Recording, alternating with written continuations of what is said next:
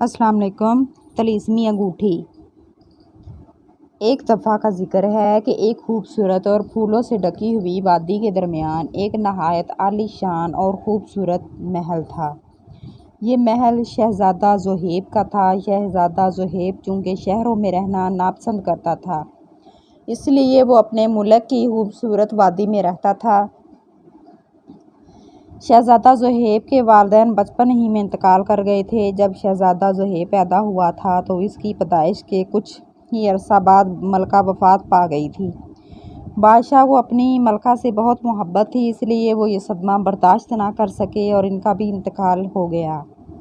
ان کا وزیر مراد بہت ہی وفادار تھا۔ اس نے بادشاہ کی وفات کے بعد خود حکومت سنبھالی اور شہزادہ زحیب کو اپنی بیوی کے سپرد کر دیا تاکہ وہ شہزادہ زحیب کی بہتر دیکھ بھال اور پرورش کر سکے۔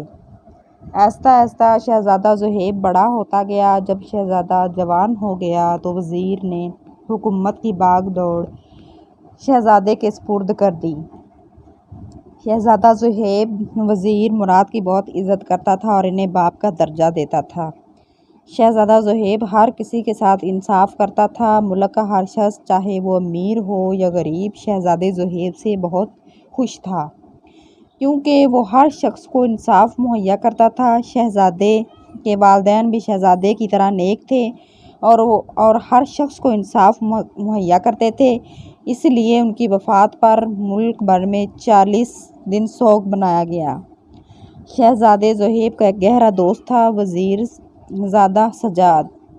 شہزادہ زحیب اور سجاد دونوں شمشیر زنی سیکھنے جاتے تھے۔ شہزادہ کو شمشیر زنی کا صرف شوق تھا، مگر سجاد کو مستقبل میں فوج کا سپہ سالار بننا تھا۔ شہزادے اور سجاد کی پیدائش ایک ہی دن ہوئی تھی۔ سجاد ہر طرح کی لڑائی سیکھتا تھا، وہ جوڈو کراٹے کا ماسٹر بن چکا تھا۔ ملک بھر میں بڑے بڑے پہلوان بھی اس کے سامنے چند منٹوں میں زیر ہو جاتے تھے۔ وقت گزرتا گیا، وزیر زادہ سجاد اب سپہ سالار بن چکا تھا۔ اسے اب وزیر زادے کی بجائے سپہ سالار کہا جاتا تھا۔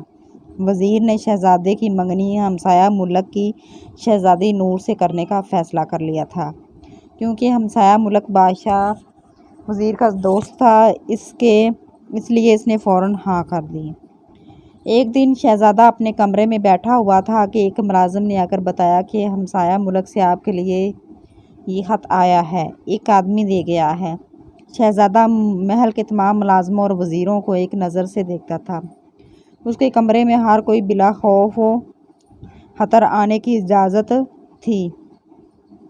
شہزادے نے اس کے ہاتھ سے خط لے لیا اور ملازم شہزادے کو خط دے باہر نکل گیا۔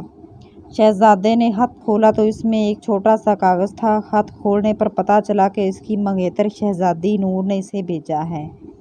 خط میں لکھا تھا، شہزادہ زحیب، تم مجھ سے شادی کرنا چاہتے ہو، مگر میں اس وقت تک تم سے شادی نہیں کروں گی جب تک میں طلسمی انگوٹھی حاصل نہ کر لوں۔ اگر تم میری مدد کرنا چاہتے ہو تو پائن کے جنگل میں آ جانا، میں تمہارا انتظار کروں گی۔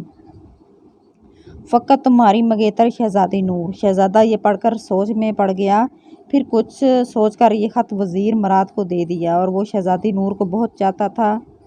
وزیر مراد نے خط پڑھ کر کہا، شہزادے، تمہیں کیا ضرورت ہے اس کی مدد کرنے کی، اس کی خاطر جنگل میں بھٹکنے کی؟ شہزادہ زحیب بولا، میں اس کی ضد پوری کروں گا اور طلسمی انگوٹھی حاصل کرنے میں اس کی مدد کروں گا۔ وزیر مراد بولا، ٹھیک ہے شہزادے، تمہاری مرضی۔ شہزادے نے کمرے سے تلوار نکال کر میان میں سجا لی، پھر وہ تیزی سے پائن کے جنگل کی طرف چلا۔ پائن کے جنگل میں خونی درندے نہیں تھے، وہاں ہرن اور دوسرے چھوٹے چھوٹے جانور تھے۔ اب چلتے ہیں وزیر مراد کی طرف۔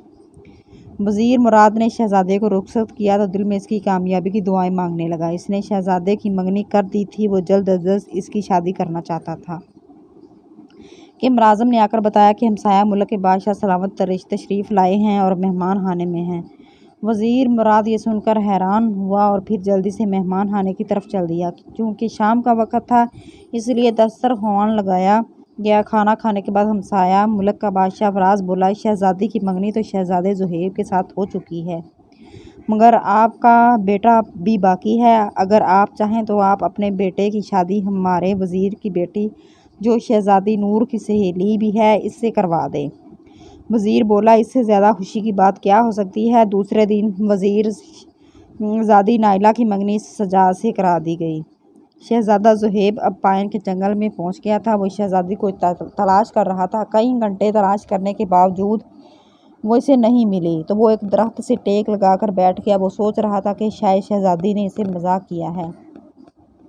اچانک اسے ایک مترنم قہقہ سنائی دیا۔ اس نے آواز کی جانب دیکھا تو وہاں شہزادی نور کھڑی تھی۔ وہ بولی تو اتنی ہمت تھی شہزادے زہیب میں مجھے تلاش بھی نہیں کر پائے۔ شہزادے نے کوئی جواب نہ دیا اور اٹھ کھڑا ہوا۔ شہزادی نور بولی مجھے یقین تھا کہ تم ضرور آؤ گے۔ شہزادہ بولا تمہیں کیسے یقین تھا میں ضرور آؤں گا؟ شہزادی بولی میں جانتی ہوں کہ تم مجھے بہت چاہتے ہو اور میری منگنی تم سے بھی ہو چکی ہے اور تم اپنی ہونے والی بیوی کی مدد نہ کرتے۔ شہزادہ اس کی ذہانت کی داد دیے بغیر نہ رہ سکا۔ شہزادی نور بلا شبہ خوبصورت تھی، اتنی ہی ذہین تھی۔ پھر شہزادے نے شہزادی نور سے پوچھا طلسمی انگوٹھی اس جنگل میں ہے یا کہیں اور؟ شہزادی نے جواب دیا وہ انگوٹھی اسی جنگل میں ایک سرخ عقاب کے پیٹ میں ہے۔ پھر دونوں عقاب کو تلاش کرنے لگے۔ کئی گھنٹوں میں انہوں نے پورے جنگل کا چکر لگایا مگر وہ عقاب نہیں ملا۔ ہر کار وہ تھک گئے اور ایک درخت سے ٹیک لگا کر بیٹھ گئے۔ شہزادے کی نظر درخت کے اوپر پڑی اور اس کی آنکھوں میں چمک آ گئی۔ جو ہی عقاب کو لگا عقاب زمین پر گر گیا۔ اوپر سرخ عقاب تھا۔ شہزادے نے شہزادی کو عقاب کے بارے میں بتایا اور تیر کمان لے کر نشانہ لیا اور تیر چھوڑ دیا۔ تیر جو ہی عقاب کو لگا عقاب زمین پر گر گیا۔ شہزادے نے خنجر سے اس کا پیٹ چاک کیا اور اس کے سامنے انگوٹھی پڑی تھی۔ شہزادے نے آگے بڑھ کر انگوٹھی اٹھا لی۔ طلسمی انگوٹھی نہایت خوبصورت اور سونے کی بنی ہوئی تھی۔ اس میں نگ کی جگہ ہیرے کا دل بنا ہوا تھا۔ شہزادے زہیب نے انگوٹھی شہزادی کو دے دی اور اسے محل میں چھوڑ کر اپنے محل کی طرف روانہ ہو گیا۔ گھوڑا ہوا سے باتیں کرتا ہوا جا رہا تھا۔ 2 دن کی مسافت کے بعد وہ محل میں پہنچ گیا۔ وہاں اسے سجاد کی منگنی کا علم ہوا تو وہ بہت خوش اور سجاد کو مبارکباد دی۔ اب رات ہو گئی تھی۔ اچانک سرحدوں پر شور و غل کی آوازیں آنے لگیں اور شہزادے کے محل پر دشمن ملک نے حملہ کر دیا مگر سجاد کی بہترین جرأت مندانہ سپہ سالاری نے 3000 سپاہیوں کے ساتھ 3 لاکھ دشمنوں کا راتوں رات خاتمہ کر کے بہادری کی انوکھی داستان قائم کر دی۔ صبح شہزادے زہیب نے اپنے دوست اور سپہ سالار سجاد کو ملک کا سب سے بڑا بہادری تمغہ سیف ٹائیگر سے نوازا اور وزیر مراد نے اس خوشی کے موقع پر شہزادے زہیب کی شہزادی نور سے اور سجاد کی نائلہ سے شادی کا اعلان کر دیا اور ان کی شادی بڑی دھوم دھام سے کرا دی۔